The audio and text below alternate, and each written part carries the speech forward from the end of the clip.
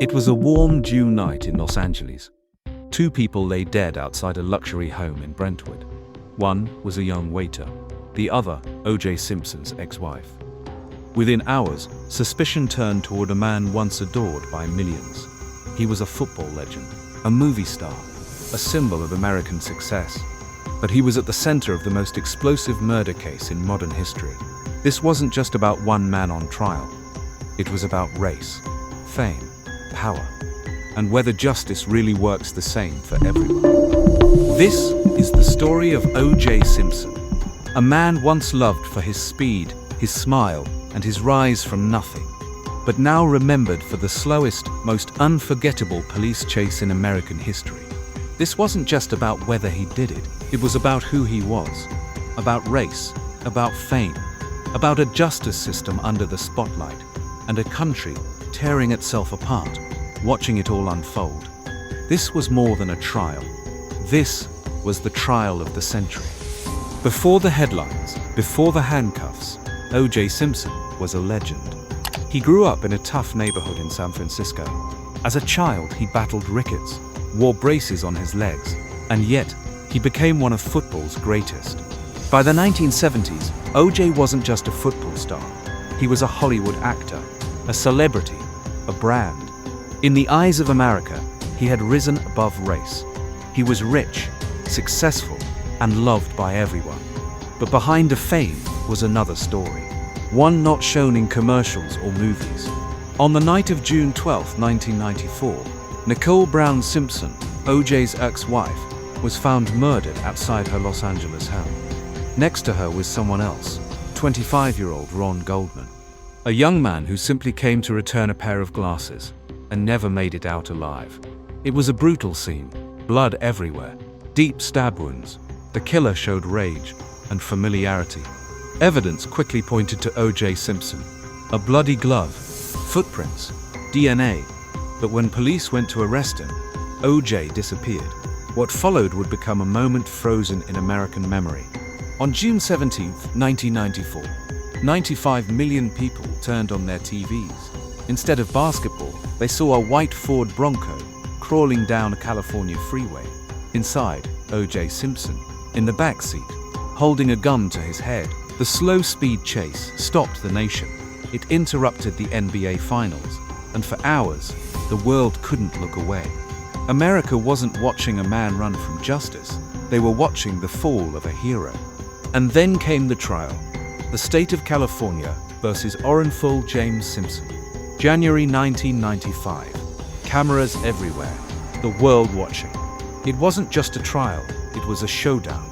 O.J. didn't come in alone. He came with a team of legal giants.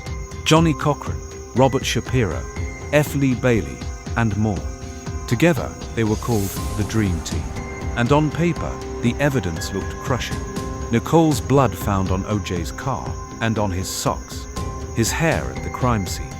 A glove at his house, matching the one left behind in the blood. But the defense had a different plan.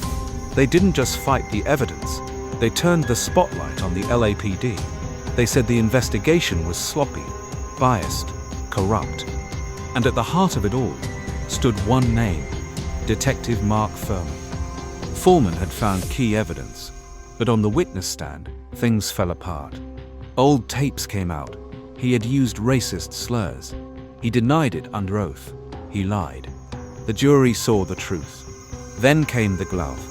One was found at the crime scene, the other at O.J.'s house. Same type, same size, same stain. It looked like the missing piece until O.J. tried it on in court. It didn't fit. And that's when Cochran delivered his famous line. If it doesn't fit, you must acquit.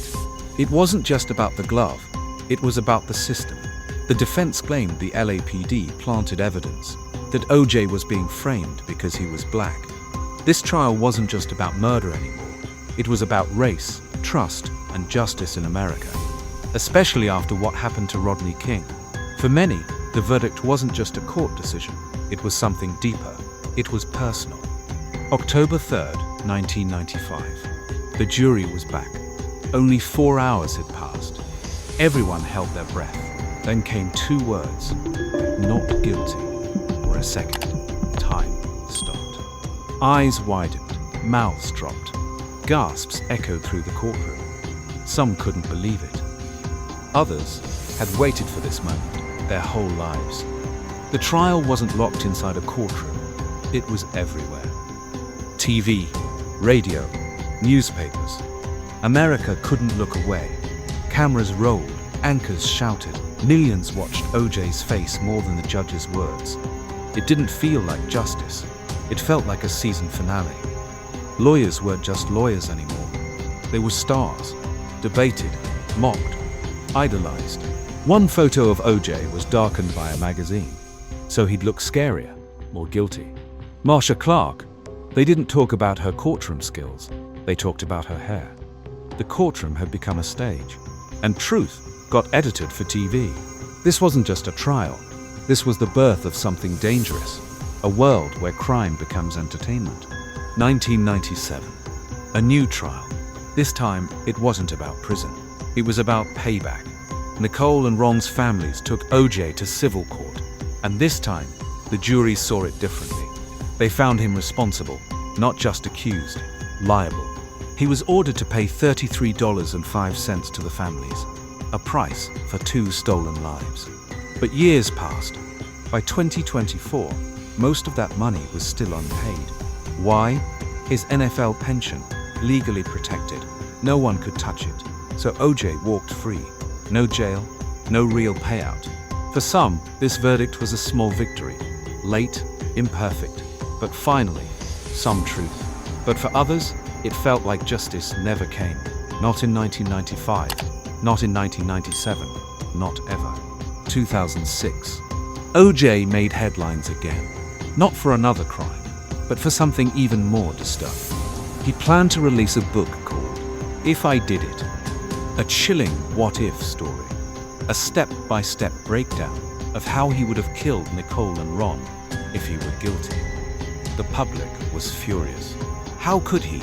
Was this a confession in disguise, or just a twisted way to profit from tragedy?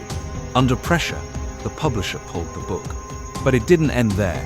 Ron Goldman's family fought for the rights and won. They released the book themselves, not for fame, but to collect the money OJ never paid. Even in print, OJ was still sparking outrage, still profiting from pain, still untouchable. 2007, Las Vegas. OJ Simpson, arrested again. But this time, it wasn't murder. It was armed robbery, guns, threats, hidden cameras. He claimed he was just retrieving stolen items, but the footage told a different story. The jury didn't hesitate. Guilty on all counts. 33 years in prison. He served 9. For some, it felt like karma catching up. For others, justice at last. In 2017, OJ walked out on parole. No spotlight, no fans, no applause. He was no longer the football legend. Not even the infamous suspect. Just a man with a past too dark to escape. A ghost of everything he once was. April 11th, 2024. OJ Simpson died of cancer, age 76. No sirens, no cameras, just silence. But even in death, his name still stirred rage. A poll found most remember the murders, not the football. He died a free man, but not a clean one. To millions, he got away with it. And that truth still haunts America. The OJ trial wasn't just about 2 brutal murders. It was about everything America hides beneath the surface. Race, power, justice, fame, all colliding in one courtroom. It exposed a system some trust and others fear. A media machine hungry for blood and ratings.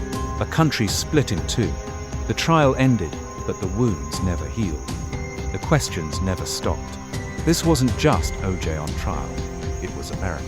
If you found this documentary meaningful, subscribe for more true crime stories that go beyond the headlines. Because behind every trial, there's a deeper truth.